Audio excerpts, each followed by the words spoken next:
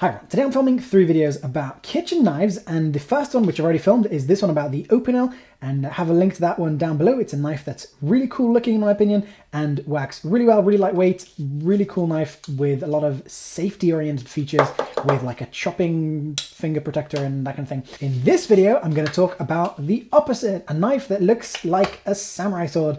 And once again, I said this in the previous video, my kitchen knives are for fun. I'm not a professional chef. When I'm cooking, I'm not working. I'm just having fun, and what better way for a guy to have fun than to chop stuff with a samurai sword? I got this because it looks cool, nothing more. Obviously, it's not intended to be used in a kitchen, but I thought that it might not work that well in a kitchen because there's 2 things. I mean, the blade is a little thick. When you hold it, the knife is sort of above your hand, which means that, you know, most chef's knives, they have the knife below your hand, which means that you're able to get down really close to the cutting surface. And with this one, I thought, you know, it might not work all that well because you can't really get down close to the cutting surface very well because, you know, there's space there, there's a gap. But actually, because there's a slight curve there, as long as I'm using that part of the blade, it reaches the cutting surface just fine. As I showed with this one in the previous video, a lot of the time I cut like this. It's not a problem for me. I got a good grip on it, got a bit of pressure coming from there. It's actually a really good way, at least for my uses, to actually use it. And with this one, same thing. I can use it like that. I can use it like this. My fingers are not, you know, hitting the board or maybe touching it a tiny bit, but it's not a problem. And I'm, you know, getting surface contact. Works fine, even though it doesn't look anything like a normal kitchen knife. It's an affordable knife made by Cold Steel, which normally it's intended to be like a super rugged knife. It still works fine for cutting.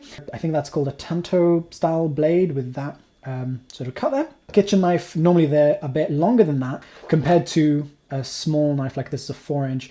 So that one's, I think, about 5.5 inch, and then probably about 9.5 total, 9.5 inch. So sort of between a big knife and a small knife, I guess. So, okay, so slicing with this, slicing down, right now it's not sharpened. But one really cool thing about the fact that the blade is really thick and that it's got sort of, like the main blade is there, which is kind of flat, and then this one is, you know, the edge starts there. And with the cool thing about that is that the things like tomatoes don't stick to the side there, whereas with a lot of kitchen knives, which are like this, and there are, you know, various tricks to kitchen knives. Sometimes they've got like holes in them and stuff like that to prevent food from sticking to it. But a lot of the time, the thing will stick to it, depending on what you're cutting and how you're cutting it and whatever. But with this thing, not very much. If you're cutting really small stuff, like if I'm cutting like gherkins or something, then they might stick to it a little bit because they're only reaching this far. Works pretty well. As you can see, not keeping it sharp. You can sharpen this fairly easily, but it cuts fine. Like I said, it's not intended to be a kitchen knife. Cut a bit more. Why the hell not? So it's got a rubberized sort of handle there. Here there's a bit of a gap, so that will collect dirt. And if it gets wet a lot, then that will collect a small amount of rust over a long time. I've had this for a good few months now, and I've been using this as my main kitchen knife. It is stainless steel, but even stainless steel, I think some stainless steels completely won't rust. If there's an area where water stays and stays wet, then it still will be able to rust. I've kept this thing dirty overnight. You know, like I use it and then I just leave it, but I just wouldn't leave it wet. Like I wouldn't leave it in the sink. So this thing works fine. As you can see, it's not that sharp, so I'm not, you know, too worried about using it like this, which I do sometimes, but with a lot of practice. So I know that I'm not going to cut into my fingers, where I guess, yeah, it really depends on the user, whether you can do this safely or not. When this comes from the factory, it's sharper. So if it's sharp, don't do that, if it's sharp. So, chops food just fine, fun to use, and not expensive. I think it's cool, totally worth the price. I've been using it loads, had loads of fun making food with this, and do some chopping.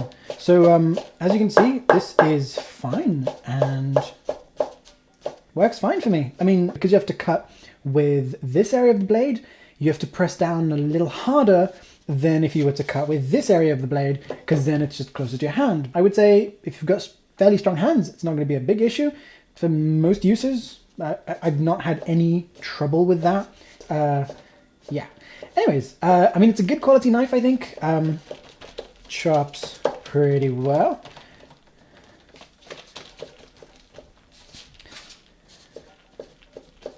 Fairly easy to clean, although like I said, there's a little gap there that you need to be extra careful to clean. And the handle's pretty easy to clean. I mean, it's sort of really rubbery and grippy. I've not had any issues cleaning that. I'm trying not to get this hole dirty, and then to dry it really well, especially in that corner there. And you've got a little edge there, which actually does really good work for, you know, if you're trying to cut through a tomato, to get through all the way, that does an excellent job. And then the little sheath thing that came with it, I do put it back in there when it's in the kitchen drawer, because, I don't know, just good place to keep it, I guess. And then I do keep this thing clean and dry, so it's like away from the food. And then that way I don't have to wash this, because getting into there to wash it is going to be a bit difficult. Thanks for watching, guys. Hopefully you found this kind of interesting. You don't have to write comments about how it's not made for the kitchen. Thanks for watching. If you found this useful, then you can support this channel by buying yours through the product links below. And of course, subscribe to the channel, and you can subscribe to my other channels via the links below the video. So thanks for watching. I'll see you guys soon. Bye.